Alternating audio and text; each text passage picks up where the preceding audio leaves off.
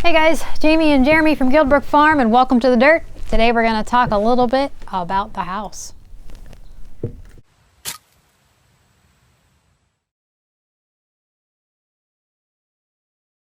So welcome to The Dirt. The Dirt is a series that we started back when we first started our channel about 2 years ago, where we tell you a little bit about us, why we do what we do, why we think what we think, and today we're going to cover a lot of questions surrounding the house. We've been getting a ton of questions surrounding when we're going to start our house, what type of house we're going to build, how big is it going to be, what type of insulation we're using. I have a whole list. So we're going to start like kind of in order. I kind of put them in order so they kind of make sense. And the first one is, are you guys going to build a cob house, an adobe house, a earthship? What kind of house are we going to build? Kind of house out of tires and stacked up trash bags full of leaves. Yeah. No, we're going to build a regular house. I say regular, I mean more of a traditional construction. We went back and forth between 2x4 stick walls, 2x6 stick walls, stick-built walls. And I've designed like 5 different houses at this point. And we've moved locations, and you know, the design of the houses I've made have been determined by the locations we had chosen. But now that we've finally chosen our last location, I think we finally have a floor plan that we like, which is sort of an amalgamation of everything. Yeah, the location where we're at now is sort of back where we first started, just a little bit off center, and it has a beautiful view of the mountains. So the it will yeah. Once we clear. But that particular location really needs a house like something chalet style where you can view the mountains. Yeah, so one of the original designs was a cabin style ranch with front and back salt box farmer porches. Yeah, sort of a salt box, well, a rear dormer. And that would have worked well for the one spot we had picked out, but this spot we need to kind of take that and turn it 90 degrees. So it's more of a chalet style with the gable end facing the mountain, full of windows. And I think that'll work out well. It's also a much better use of space. We're trying to maximize the use of space, build a house as small as possible, with the most efficient use of materials as possible, so that it's easy to heat and cool. And I think we found it. We're at about 1,600 square feet with a story and a half, sort of a loft with a couple bedrooms in the loft. And then we're going to put that on a basement. So it actually took us a very long time to find this design. We actually found another design. What was the website? Yeah, after I'd drawn up all these houses, I just got frustrated with. Yeah, I ended up finding a floor plan on architecturaldesigns.com. Very close to what we wanted. It was beautiful, and it's gorgeous. It was too big. It's too big, and it's going to be a challenge to build, and I think there's probably at least $18,000 in just windows. And it's 2x6 construction, and I want to be able to build as much of this as I can myself. Obviously we're going to contract out a bit of it, but that particular floor plan would have cost us too much to build and would have taken. And the way we found that out is because that particular website, and one of the reasons we really like that website is they have a cost to build calculator or that you could do as an add-on to purchasing the plans. And we decided to go with that for that plan because that was the closest plan that we could find at that time. And we were going to still go with it until we did the cost to build calculator. Yeah. And then we realized that's not. And I went through the cost to build calculator report, and it lists out all the different materials and costs in your specific zip code. And I thought, man, that's way too high for around here. And then I got to looking, and I was looking at the way the house was actually designed. And there's a reason it was such a high cost to build, because it's not really an efficient building design, even though it was a really cool looking house. And so frustratingly, we purchased that set of blueprints, and we are not actually going to go ahead with that house. But I would say we probably both recommend, like, that's a good site. That's the Architectural Designs site is a great place if you're looking for home plans. Because you actually did the calculation, but then you priced it also separately to see how close the prices were to actual cost around here, and they were very close. Very close. So if you're looking to really find out the price of a house, there's not very many design sites out there that offer a cost to build calculator on it. That one is a good one. So if you're looking for house designs, I would recommend going to that site and buying their calculator for whatever design you're looking for, because their pricing is pretty close. Yeah. Now, I think the question is why didn't we go with a log house? Well, we have all these trees around here. Why aren't we building our own log house? And then, of course, addressing why aren't we doing an adobe? Why aren't we doing a cob and earthship and all these other designs? I'm not interested in a log house because I know a lot of people who have log homes and say that they would, if they had it to do over, they would not do a log home. And specifically down here in the South. Yeah. The insulating properties, the humidity, the wood swells, checks, cracks, shrinks. It's a constant maintenance nightmare. There are termite issues, carpenter ants, boring bees. My mom actually has a log home, but she's in Pennsylvania, and she's constantly having to maintain it. And she's constantly cold. Yeah. And it's got radiant floor heating, but she's just added baseboard heating to it, and that has made a big difference. But the thermal properties of log, even though it has a higher thermal mass, it just takes a lot of energy to get that thermal mass up to temperature, and so it's really not something I want to mess with. Plus, primarily the maintenance, I don't want to deal with that. As far as sandbag houses, adobe houses, all that kind of stuff. One of the things, we want to stay here, for quite a long time, but we also want to be very cognizant of someday we may decide to sell this property and go out west or somewhere else. Who knows? And so we want to be able to build something that is marketable in the future. So we have to be very wary of those kinds of things. And I think it'd be pretty hard to sell a cob house or an earthship or a sandbag something or other, because for someone to get bank financing on a house, it has to appraise, it has to meet certain criteria. Obviously, it has to be a code. Yeah, it has to be a code. And so we want to do what we need to do in order to make that option viable of selling it in the future. But we want to build a very green, zero footprint, sort of Energy Star certified type of house.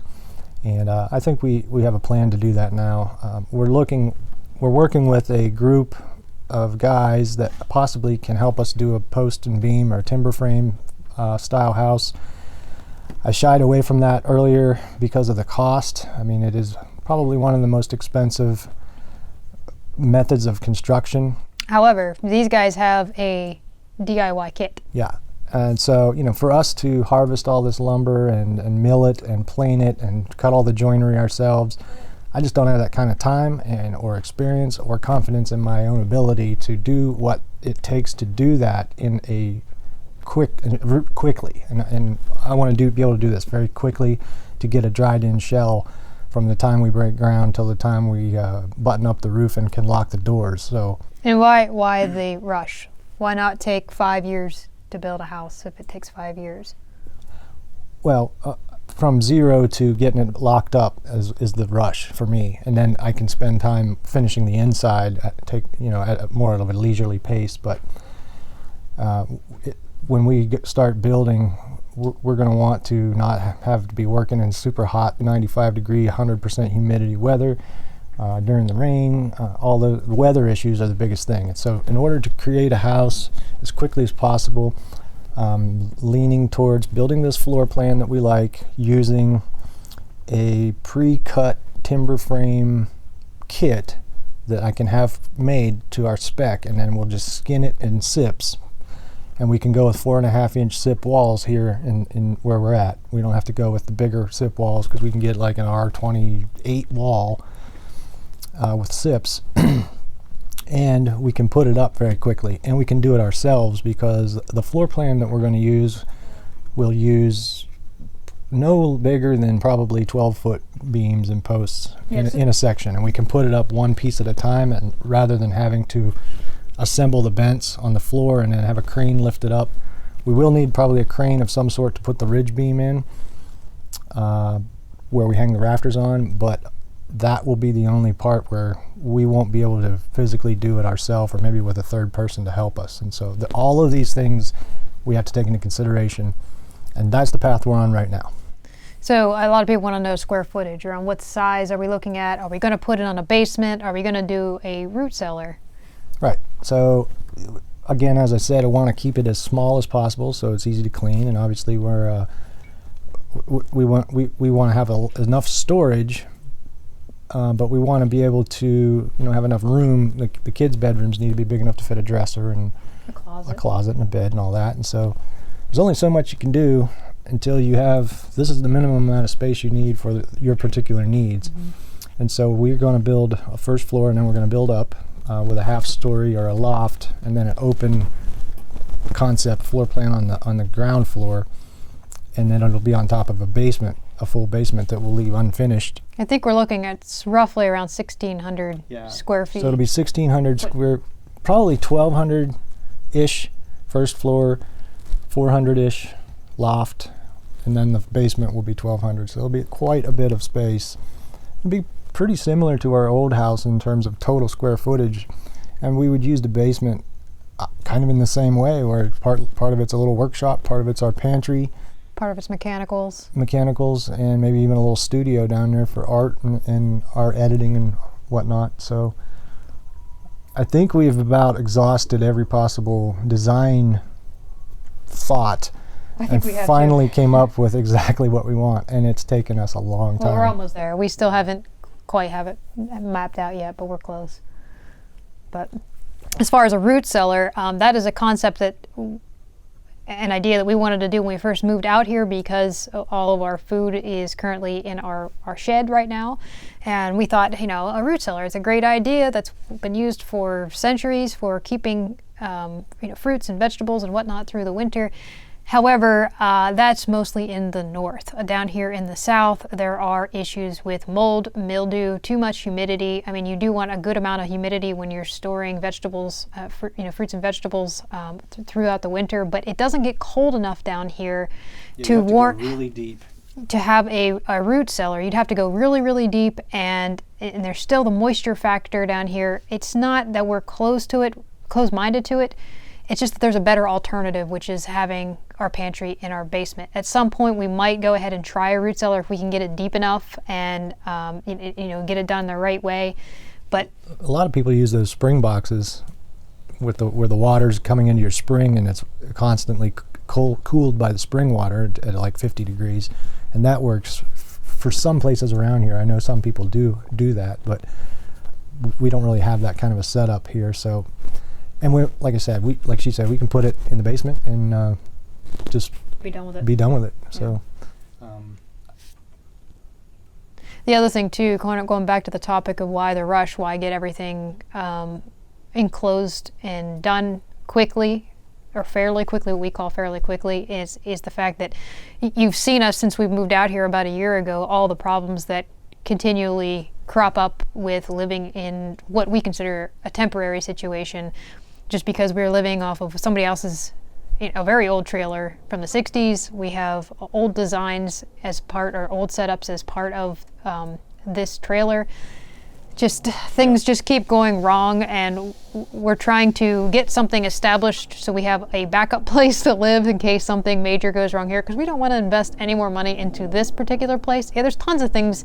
People give us tons of ideas all the time, adding on rooms and putting in water filters and adding this and adding that, and we're done adding money to this place. We want to invest those financial resources and our time into the new design. So that is the rush to get that. We've spent an entire year just trying to get functionally livable in this scenario, and we certainly planned to be ready to start building by now, and just setback after setback of getting ourselves functional here has sort of put us behind the 8 ball. When I say functional, if you guys have not watched our videos, I mean, when we moved out here, we had a handful of solar panels, but they were not generating any electricity. We basically were running off of our generator. If we wanted water, to wash our hands, to flush a toilet, to do anything, any kind of water, we would have to turn on the generator to do that. We had no electricity basically. Our fridge, every time it kicked on, we were waiting for the batteries to go dead. And they did a lot of the times. We would end up having to crank up the generator in the middle of the night because that solar panel was not efficient. Now we have installed the new solar system. This works fantastic, but the whole point is that there were setbacks after setbacks, and now we're trying to... Took a crash course in off-grid living. That's what we did. Yeah, we did. So now we're ready to invest that time into building a house. So that kind of leads us to the next question, which is when are we going to start building our house?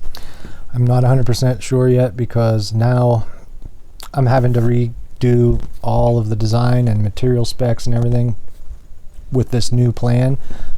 But now that we do have this new plan, I'm fairly confident I can have that done in a couple months. So I'm going to spend the winter figuring that out, like the cost of everything down to how many nails you need. You got to figure out so you can figure out what your budget is, and so I have to still do that. I would like to be able to start early spring, and the plan that I have is to use maybe Superior Walls as the basement. They'll come in, they'll have your basement up in a day once you have your excavation done and your gravel down. Then we can start building the floor and put in the slab in the basement, get that all locked up, and then we can have our kit delivered not too long after that, probably a few days to a week. Spend a week putting the frame together, the post frame, and then right after that we'd have the SIPs delivered and get that going. And so if all went well, I would say within 2 months we'd have a dried in shell from the time we start till the time we are done. So call that 4 months. And then we'd have a dried in shell. So late spring to early summer next year, I suspect we will be able to start working on the inside of the house. Beyond that, I don't care because I'll have a dried in shell that we can go in, lock, and have heat, cool, water, sewer, and all that. Which is the next question. A lot of people are asking what type of heating and insulation and cooling if you're going to go with any kind of AC. Right. So the insulation obviously is with a SIP wall. It's a foam core skinned with OSB, and then would put vapor barrier and then a rain screen and then some sort of siding, either board and batten or lap siding. I'm not sure yet what we were going to go with, but that gives you a pretty good airtight wall with no thermal breaks like a wood stud would. Same with the roof system would be SIPs as well. And then to heat it, the way that this house is designed with a very open great room, living room area, it's a perfect design for a wood stove. So we'll heat primarily with wood, and the wood will heat the upstairs even. And then we'll have a backup system that I think will probably run directly off our 48 volt solar, which would be a multi-zone mini split setup, where each of the bedrooms would have its own unit and downstairs, and that'd be a great backup. What's the name of that heater thing? There's a masonry heater, and then what's the other one that everyone was using? Rocket stove? The rocket stove like one, rocket mass heater. Rocket mass heater. Yeah, let me get into that. Yeah. So wood stove and mini split. I know a lot of people are going to ask why we're not going to go with the rocket mass heater, or why we're not going to go with a masonry heater. I would have liked to have. I priced out a masonry heater, like a full-on custom-built soapstone masonry heater. They're amazing, but they cost like $30,000 to have them done right, and they're super heavy. And the design of this house that we're putting together just doesn't even. You don't need it. We can heat this house that we're gonna build with just a regular wood stove, and like I said. What about the rocket mass heater is it's cool, but I can stick a wood stove in and save a month's worth of time building a project that I could be using that time to do other things. I like rocket mass heaters. I think they're cool. I think if they're done right, they do work. But I don't have a problem putting in a wood stove either. Well, the other thing too, I think we discussed, because we did, discuss all of these, is the weight and having to put in extra support. Yeah, you definitely have to pour a lot more concrete in your basement and add more posts and bigger girder beams to support your first floor if you're going to stick a lot of weight in a particular spot. So that's one reason we're not doing a lot of masonry heating type stuff. I'll probably just put a masonry wall, like some stone, in a corner of the living room with a stone hearth, set the wood stove on it, run the stovepipe straight out the roof, and call it a day, and it'll heat pretty well. I wanted a nice big wood cook stove, like a Pioneer Princess or Kitchen Queen or something like that. I just don't think that the size of this house, I think it's going to be way too big for the size of this house. Not to mention the weight again you have to deal with. But something like that would be nice, but I just don't think, with the cost of it plus the size of it, it's going to work. Yeah, that can always be an option in the future. Who knows? They are pretty cool. I like them. They are nice. All right, so the next question is, how much are you going to do yourselves? I want to try and do as much of that as possible. Obviously, we can't put in superior walls ourselves. Right. I mean, even clearing the lot up there where we're putting it, I want to try and do a lot of that this winter and use what I'm clearing for next year's firewood. But also time is of the essence. I can only do so much by myself. I do have a guy who will come in and do the excavation for me at a very good price as far as digging the basement and digging the hole for the septic tank and whatnot. I'm going to have the well drilled. Obviously, that's going to determine whether we even go forward. Is the very first thing we have to do is drill a well up there. And if I get down 600 feet and don't hit water, well, that changes everything. So that's going to be step one, and that's going to be not too far from now, probably within the next couple months, I would say. And so the basement, if we go with superior walls, which I think we may, they'll obviously do all that. They'll install all that. And then we'll build the floor, the first floor, and then we'll set the beams and the posts, and we'll put in the SIPs. I may contract out someone to do the siding just because of the time it takes to do the siding, and they can have it on quicker. And obviously the roof, I'll have somebody put on the roofing, probably the shingles. And but as far as we know, we're going to be putting up the timber frames. We're basically building the house shell and structure itself, putting in the windows and doors and all that. And all the interior. Then we'll finish the entire interior. I'll run all the wiring and get everything set up, and then I'll have an electrician come in and button it up and make sure it's good so that it will pass for code.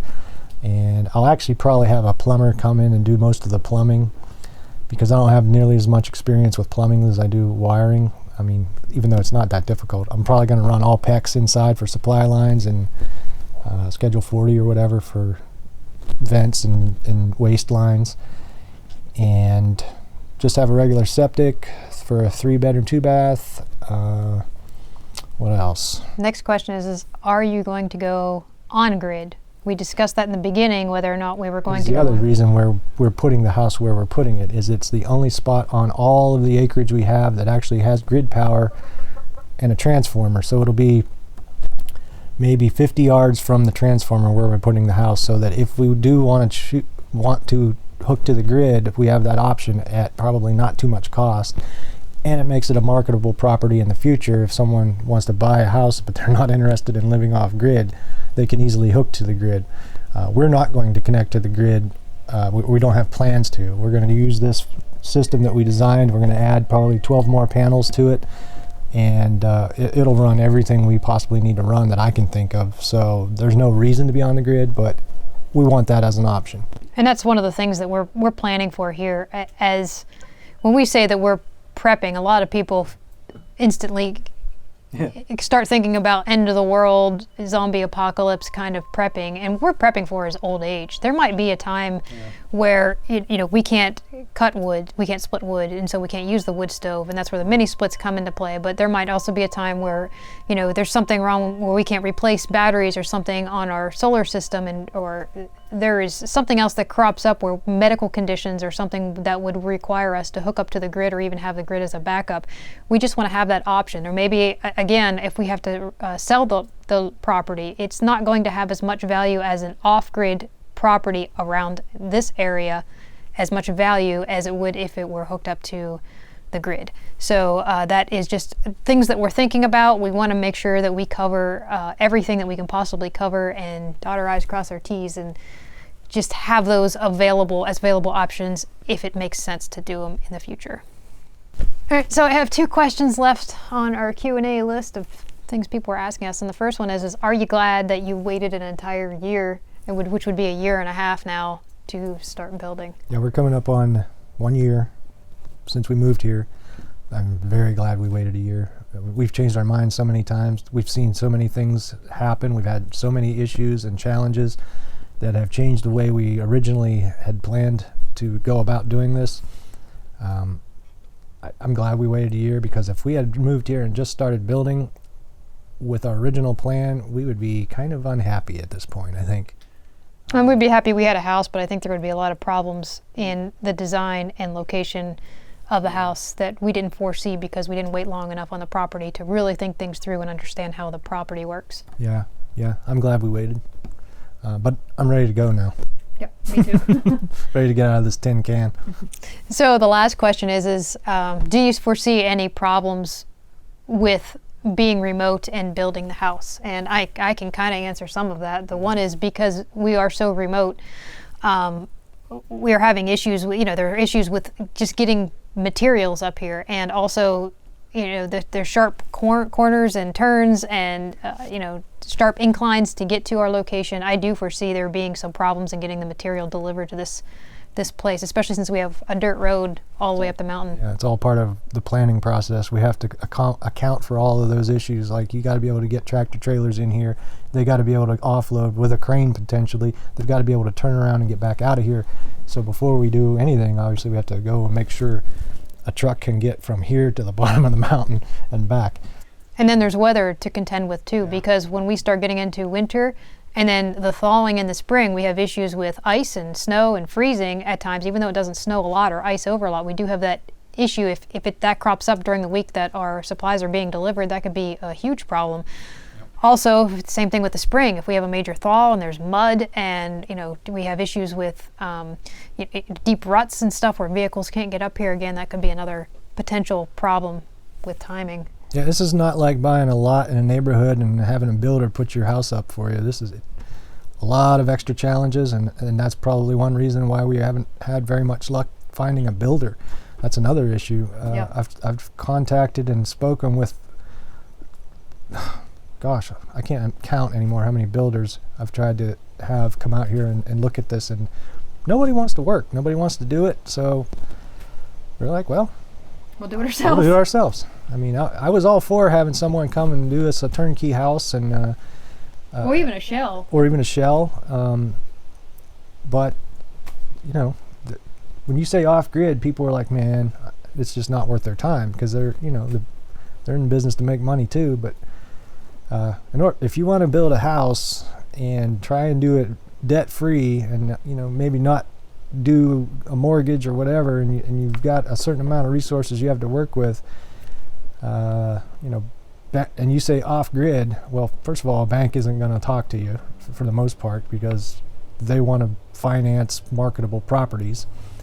And so there's a lot of challenges in the background that you got to work through to try and do something like this. So it's just part of the deal. But something to keep in mind, if you are moving to an off-grid property and you're looking to bring in materials, there's a lot of things to think about as far as, are you going to be able to get materials to that location? And if you are building a house and you require some sort of contractors to come out to your location, are they even willing to come out to your location? I know a lot of the issue seemed to be around with, as far as general contractors, they wanted to do turnkey houses that are $350,000. They're not interested in doing just a shell because they don't make as much money off of that. So getting somebody out here to price out just doing a shell so we could finish off the interior was a big problem. Plus, building materials are as high as they've ever been right now because of all the tariffs happening. Something we did not. Lumber costs a lot more to import from Canada, which is where a lot of the lumber came from. And nobody could have predicted that. Yeah, we did not foresee that when we moved out here. We had a certain budget, but then prices went up 30% since we moved out here. Building materials are high, labor shortages in the construction industry. The whole business is just kind of a pain in the butt. It's kind of a bad time to be building. So you got to get creative and think around all those issues and kind of just remove them from your own equation. And the only way that I have found so far to do that is let's just get a kit, build it ourselves, work on making the most efficient design with the least amount of materials as possible. We are planning on going as green as possible with the smallest footprint for our particular needs. We think that we have something really good, but anything could happen. So until everything's delivered up here and we're starting to put up this house, until the well is installed and we know that we can actually put a house where we're putting the house, which is the big first step, we just don't know yet. So But that's the plan, and so hopefully that's answered a lot of your guys' questions. Like I said, we're just still trying to figure this out ourselves. We are not builders. We have no construction background. We are trying to learn this on the fly and understand as much as possible so that we can do as much as possible ourselves and hence save money in the process. And you know, we're going to be going through this and sharing this with you guys. I know a lot of you guys out there are experts in this area. Be kind to us because we're just trying to figure it out ourselves, but you'll be seeing those videos coming up as they unveil themselves. Over the next year. Sorry if this was a little rambly. We're trying to do this all in one take just to see if we could do it. But that's all I have. That's all I have too. So thanks for joining us on The Dirt. Just a little Sunday morning chat, and we'll catch you in the next video. If you guys have any questions for next Sunday's video, I don't know what the topic is going to be, but we're going to theme these. So we're saving all your questions. So when the theme comes up that we're talking about your question, we're going to have a list of them, and we'll cover all those questions during that time. So if you have any questions, leave them down below, and we'll catch you in the next video. Thanks for watching. Cheers.